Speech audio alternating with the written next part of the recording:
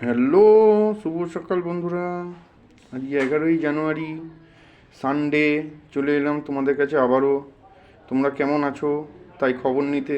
তোমরা খুব ভালো থাকো এটাই আমি আশা করি প্রত্যেকে। আজকে আমার বাজার হয়ে গেছে, কি কি বাজার করলাম দেখতে থাকো। 11ই জানুয়ারি সানডেতে কি কি বাজার করলাম দেখতে থাকো। আজকে কিনেছি আলু, লাল শাক, ছিম। দেখো বন্ধুরা, যে লাল শাকটা খুব ভালো, একবারে কচি।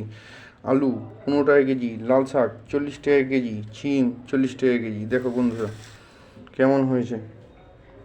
আর কিনেছি পোলট্রির ডিম।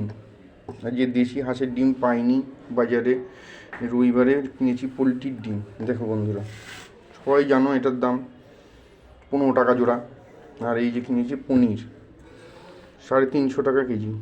আজকের পনিরটাও খুব ভালো, একেবারে টাটকা পনির কিনেছি, পোলট্রির ডিম কিনেছি। আর কিনেছি চিকেন। আজকে রবিবার, ছেলেরা বাড়িতে আছে, মাংস খেতে ভালোবাসে, ওদের স্কুল বন্ধ, তাই আজকে চিকেনও কিনেছি। দেখো কেমন হয়েছে।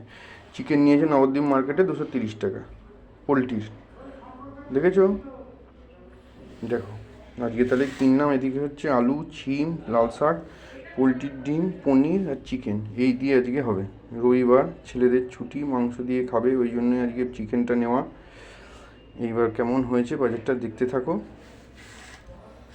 খুব হুটোপাটা করে আজকে বাজার করেছি, টাইম শর্ট হয়ে গেছে বলে, কিন্তু কোনোটা কমা কিনিনি তাড়াতাড়ির মধ্যেও।